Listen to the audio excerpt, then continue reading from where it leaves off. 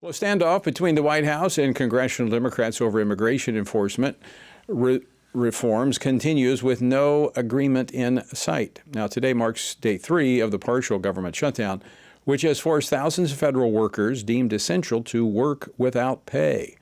Joining me now is Washington Stand reporter Casey Harper, who's been tracking all of today's stories. Casey, no breakthrough over the weekend, so what's next?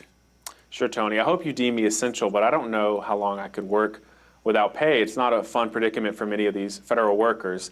And it all comes as Democrats are doubling down on their demands to, implement this list of reforms on ICE. Some say 10, some say 17 reforms for the agency. But here's Democratic Senate Minority Leader Chuck Schumer yesterday. There's a simple answer to this.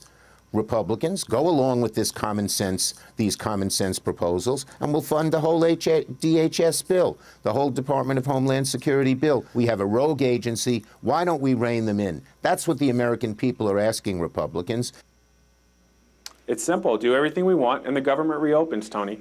Well, as of Saturday morning, because that deal hasn't been accepted by Republicans, the shutdown has begun. And it's a little more complicated than normal shutdowns because of previous funding. But a few takeaways are that TSA agents are going to be working without pay, and some Border Patrol employees as well. Now, air traffic controllers are going to be working with pay for now, but with TSA agents not getting paid, many of whom live paycheck to paycheck, that could lead to some backups at airports. And the further along that goes, experts predict there will be more and more trouble at those airports. So you might want to get to the airport a little bit earlier next week, Tony. Well, and this comes right after the longest government shutdown in history. We're going to talk a little bit more about that later, because I think this is a bad way to do business as a government, and I think it shows the division and it would suggest that we're not able to do business as a federal government. Sure. So it's something that's got to be fixed. All right, let's shift to the Middle East. Tensions in Gaza have escalated after the Israeli military launched some new airstrikes on Sunday in response to ceasefire violations. Casey, tell us what unfolded yesterday.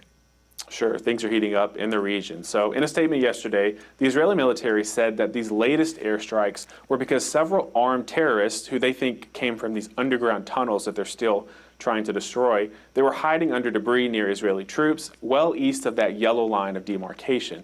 So actually, here's a clip from Israeli Prime Minister Benjamin Netanyahu speaking yesterday.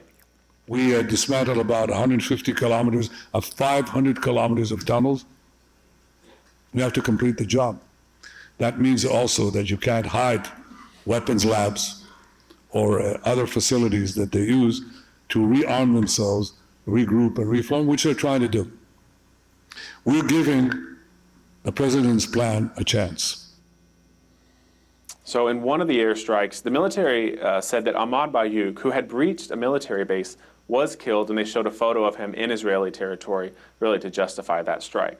The Israeli military also reported killing 2 terrorists in northern Gaza on Saturday, who they also say violated the ceasefire. Now, as you know, Tony, this all comes after Hamas, a top Hamas leader just last week, said they're not going to disarm and that they take pride in fighting Israel. So despite that, President Trump said on Truth Social that the new members of his Board of Peace are going to have an upcoming meeting where they're pledging more than $5 billion for reconstruction and important humanitarian efforts in Gaza. But right now, it's not too peaceful in that part of the world.